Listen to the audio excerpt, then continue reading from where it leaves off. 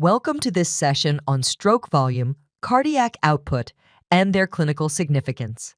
Today, we'll explore these important cardiovascular concepts, how they interact, and their broader implications for heart health. By the end of this session, you'll have a clear understanding of how these parameters adapt in different scenarios and how to interpret them effectively. Understanding stroke volume and cardiac output. Let's begin with the basics. Stroke volume refers to the amount of blood ejected by the left ventricle of the heart with each beat. It's measured in milliliters per beat and depends on three primary factors.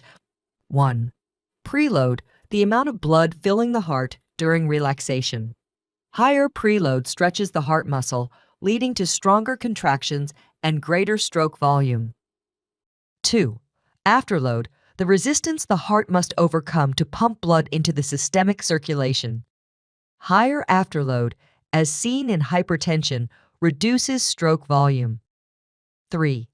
Contractility, the strength of the heart muscle's contractions. Stronger contractions increase stroke volume, while weakened contractions, due to heart failure, decrease it. Cardiac output.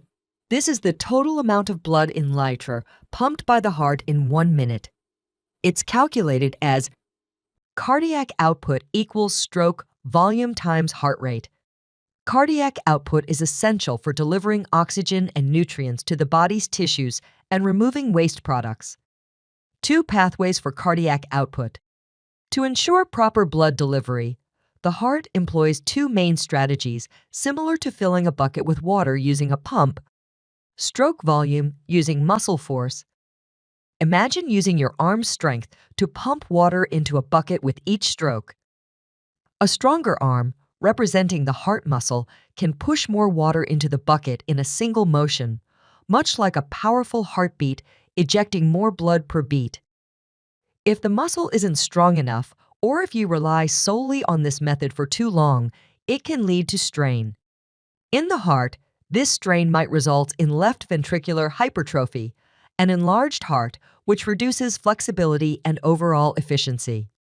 Heart rate using speed. Now picture increasing the speed of your pumping to fill the bucket faster. This is like raising your heart rate to compensate for a weaker stroke volume. While this can effectively restore minute volume in the short term, relying too much on heart rate can overwork the heart, potentially leading to conditions like arrhythmias or fatigue. A healthy heart optimizes its performance by balancing these 2 strategies. It adjusts stroke volume and heart rate as needed to ensure sufficient cardiac output without placing excessive strain on the heart, to ensure that the body receives the oxygen and nutrients it needs under varying conditions. Why cardiac output is crucial. Minute volume, also known as cardiac output, is the total amount of blood the heart pumps in 1 minute. It's a critical measure of the heart's effectiveness as a pump and ensures that tissues throughout the body receive adequate oxygen and nutrients while removing waste products like carbon dioxide. Maintaining an optimal minute volume is essential for overall health and well-being. When cardiac output is too low. Oxygen and nutrient deficiency. If minute volume is too low, vital organs and tissues may not receive enough oxygen and nutrients, leading to symptoms like fatigue, shortness of breath, and reduced exercise tolerance. Organ dysfunction. Prolonged low minute volume can impair the function of critical organs, such as the brain, kidneys, and liver, potentially causing long-term damage. Shock. In severe cases, such as heart failure or hypovolemic shock, dangerously low minute volume can result in life-threatening conditions due to insufficient blood flow to sustain organ function.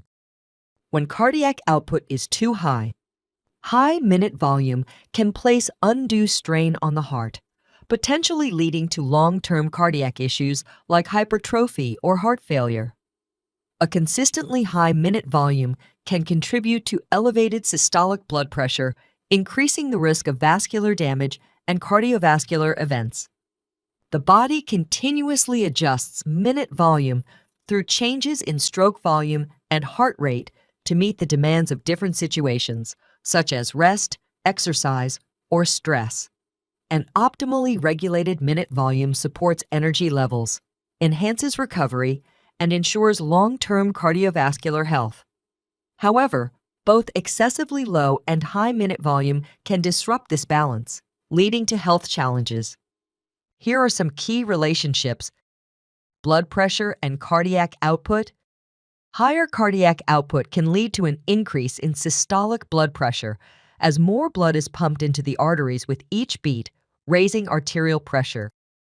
Conversely, higher systolic blood pressure increases afterload, making it harder for the heart to eject blood.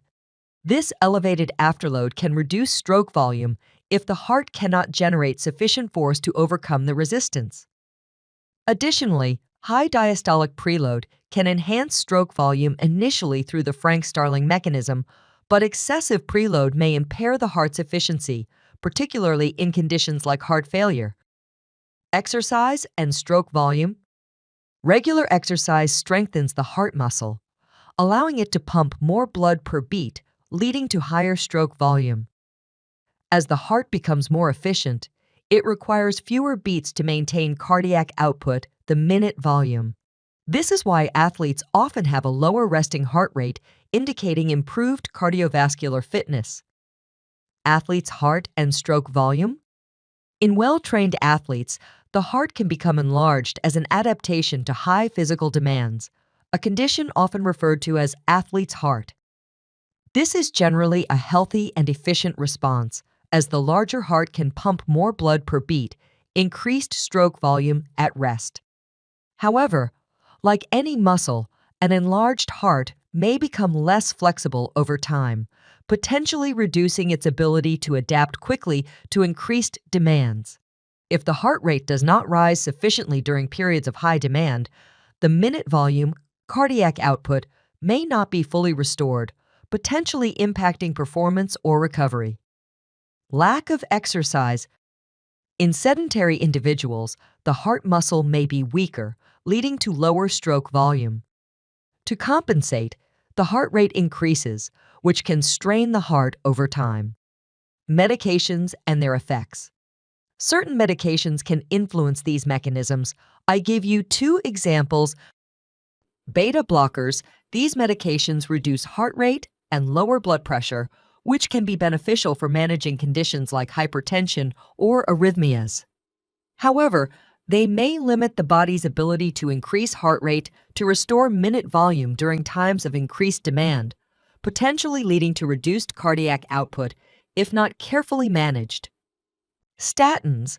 While effective at lowering cholesterol, statins may deplete coenzyme Q10, a vital nutrient for heart muscle function.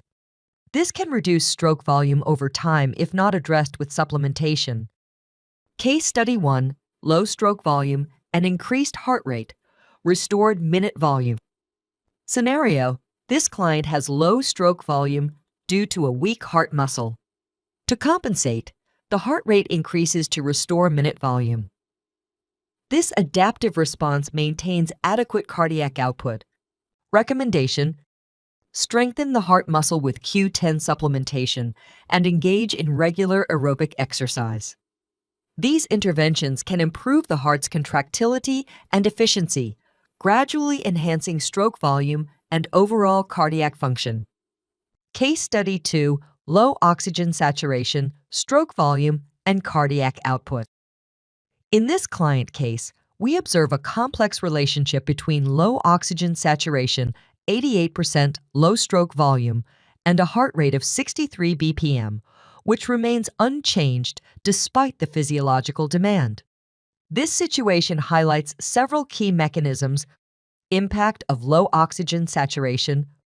Oxygen saturation measures the percentage of oxygen carried by hemoglobin in the blood. At 88%, oxygen delivery to tissues, including the heart muscle itself, is suboptimal. Insufficient oxygen supply to the heart muscle can reduce its contractility, impairing its ability to pump blood effectively. This diminished contractility results in a lower stroke volume. Why heart rate fails to increase.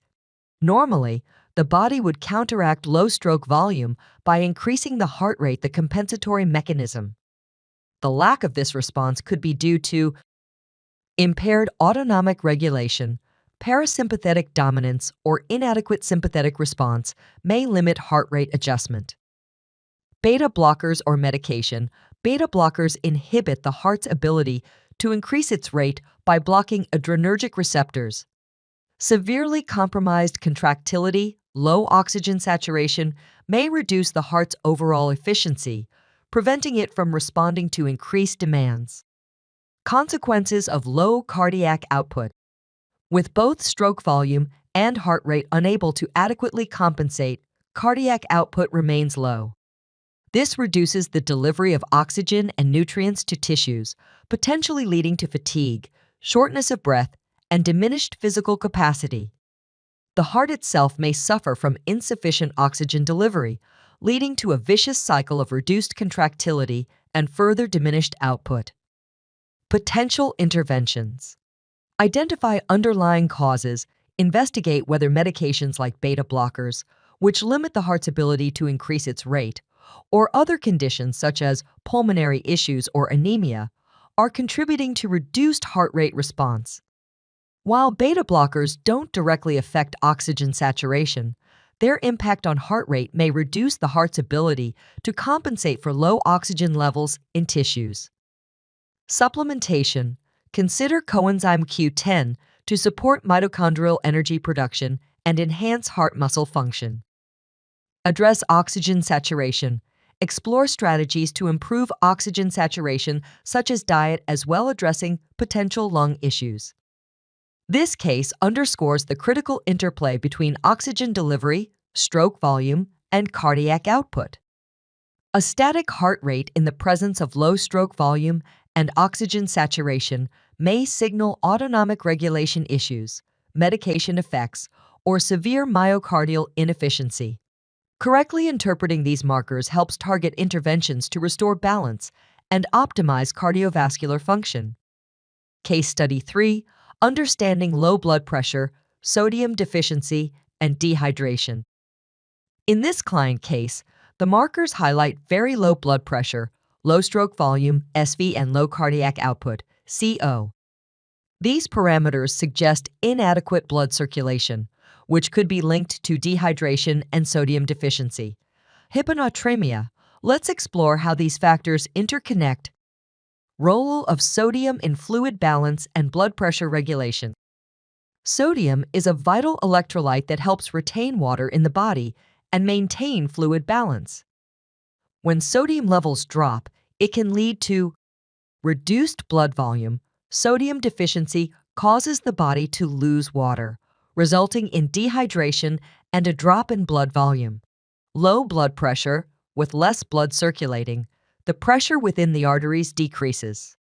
When stroke volume decreases, the body often compensates by increasing heart rate to maintain cardiac output, minute volume. In this client's case, the heart rate appears inadequate for effective compensation. Possible contributing factors include sodium deficiency, impairing electrical signaling in the heart, or dehydration limiting the heart's ability to respond effectively. Recommendations for improvement. To address these issues, a targeted approach to correct sodium and fluid imbalances is essential. 1. Hydration. Encourage the client to drink fluids containing electrolytes, such as oral rehydration solutions, to restore sodium levels and overall hydration. 2. Dietary adjustments. Incorporate sodium-rich foods or supplements and rebalance electrolytes. 3. Monitor heart function. Regularly assess blood pressure, stroke volume, and heart rate to track improvements in cardiac output. By addressing the underlying dehydration and sodium deficiency, this client can improve their cardiovascular function, stabilize blood pressure, and restore adequate cardiac output. Now to some slides discuss potential factors that can lead to deviation in this area. Low stroke volume. Dehydration reduces blood volume, leading to less preload and lower stroke volume. Heart failure. Weak heart muscle reduces contractility, decreasing stroke volume. High afterload hypertension increases resistance, making it harder for the heart to eject blood. Beta blockers slow the heart rate and can reduce contractility, lowering stroke volume. Low cortisol, adrenal fatigue, impairs vascular tone, reducing preload and stroke volume. Circulatory issues, poor venous return, or vascular dysfunction decreases preload and stroke volume. Anemia, chronic or severe, prolonged low oxygen saturation weakens heart contractility, reducing stroke volume over time. Q10 depletion impairs energy production in heart muscle cells, reducing contractility. Aging leads to reduced elasticity and strength of the heart muscle. Hypothyroidism slows metabolism and reduces heart contractility. Circulatory issues, poor blood flow affects preload and stroke volume. High stroke volume, fluid overload, increased blood volume leads to higher preload and stroke volume. Exercise or hyperthyroidism, increased metabolic demands boost heart efficiency and stroke volume. Reduced afterload, vasodilation lowers resistance, allowing the heart to pump more blood. Fight or flight, acute stress, high cortisol increases contractility and stroke volume to meet immediate demands.